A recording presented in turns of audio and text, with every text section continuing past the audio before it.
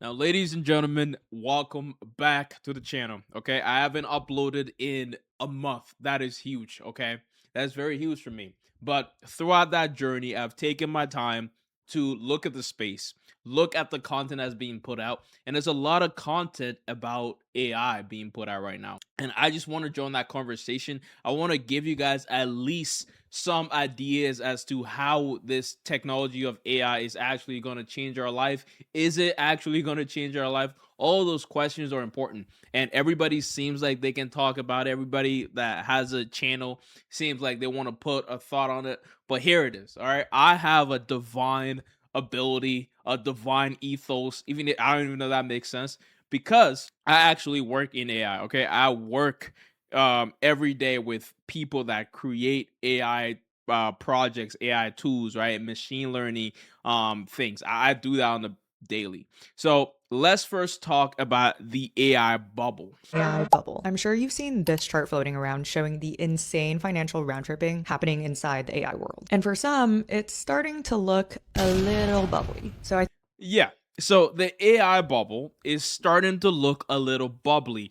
People, a lot of YouTubers are talking about this as if it's a bad thing, and then you have other people talking about it as if it's a good thing. To be honest, we really don't know. Everything out there that involves a lot of money, every technology will in some way be a bubble like thing, right? You will have huge companies investing into each other as they're selling things to each other. So the AI bubble really is what started this huge discussion around whether or not AI is like ruining the economy, if AI is like a bad thing overall, because there's this fishy, really rich men playing with things around. And this video really summarizes it a little bit. So we're gonna watch it and then we'll move on. Okay. thought I'd take a few minutes to actually unpack all of this. Who is investing in whom, and what do each of these players actually do? OpenAI is at the heart of this. They're both the biggest builder and spender in AI. They're the maker of ChatGPT and various other frontier models, which all need massive computing power, which means that OpenAI buys billions of dollars in GPUs from NVIDIA. NVIDIA, in many ways, is kind of the fuel and financier of this entire machine. They make most of the chips powering nearly every AI model. Recently, NVIDIA even agreed to invest up to $100 billion in OpenAI itself. And at the same time, you have OpenAI spending about $300 billion on cloud infrastructure with Oracle, which you can kind of think of as the landlord in this ecosystem. Those Oracle data centers also run on NVIDIA chips. So Oracle pays NVIDIA, but also hosts OpenAI. Now, some of you guys don't even know what bubble is. Like before I heard about this AI bubble, I wasn't enlightened about the idea of a bubble. But guys, this is what it is, right?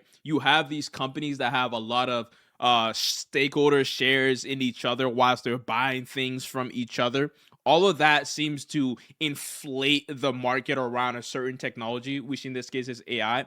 But then like these bubbles can burst if one person, say Nvidia, stops producing chips, or it stops selling it for a certain price, increase in price, drop in price, which like all those things can pop that bubble and really ruin the economy. A lot of jobs, right? A lot of opportunities right now in the economy is coming through AI. And that's a scary thing, but it's also a good thing. And my consensus on the bubble, I think any technology that is this revolutionary will require some sort of a bubble. And I love the fact that we have these companies, guys, that are actually, putting money into this. Like these guys want to create the best version of AI. And it was inevitable that we got to this point of technology because we've always been building towards smarter machines, right? The advent of the internet was another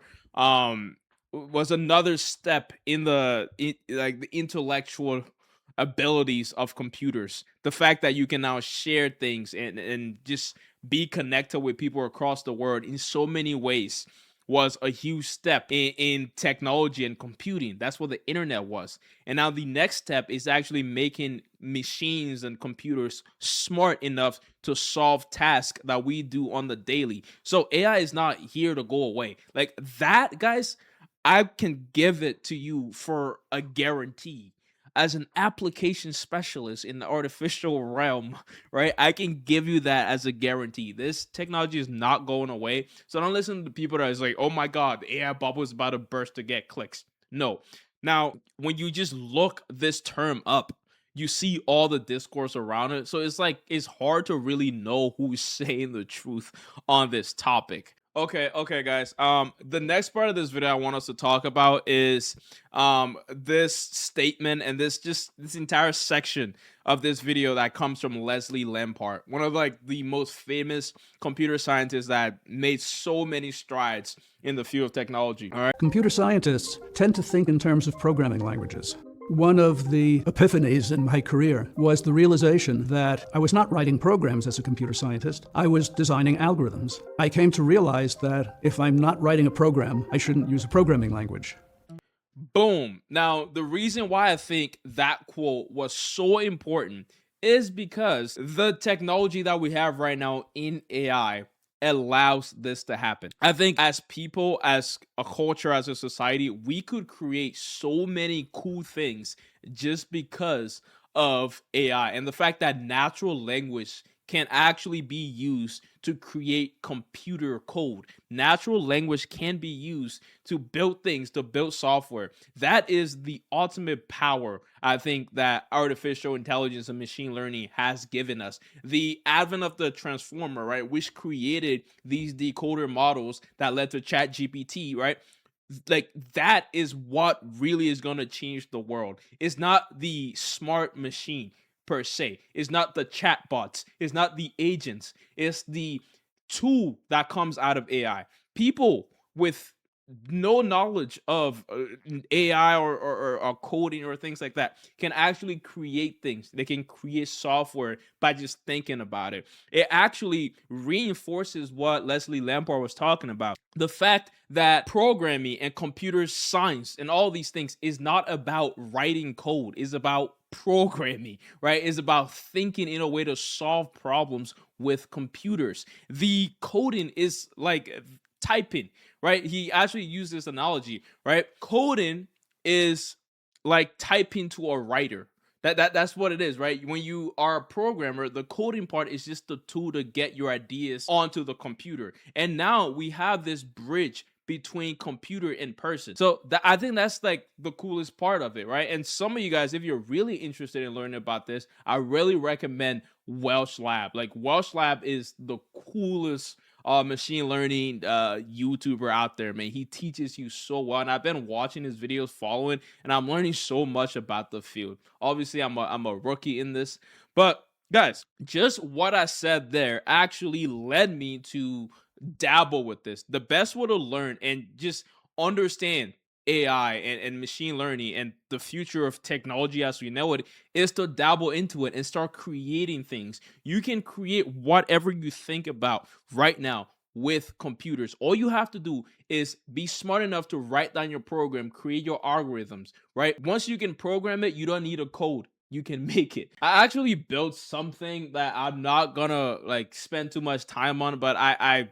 actually made a model that can predict an NFL player's performance in the upcoming week. And you can also compare, like I have an endpoint for compare. Some of you guys are tech savvy, but like you can do things like this, right? Like you can make cool things. If you're an NFL fan, you can make things about the NFL.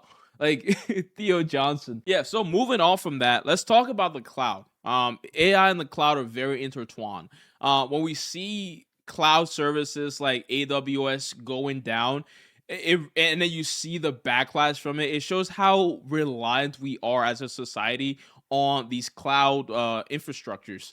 And the other strange things about this is that we have like three of these. It's not like we have 10, we have different branches, we have a lot of competition. No, these cloud computing companies, right? GCP, Azure, AWS, right? They power most of the things that we use on the internet. They basically power the internet.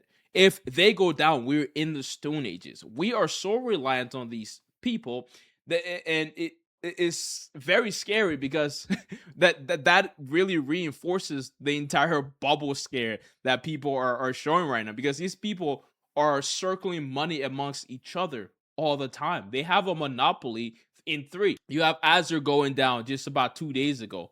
all these things are what is making people scared about AI. I don't want to make the video too long though, but that's just pretty much it. Those are my thoughts on the entire space and everything that's going on. I have this thing on because I do.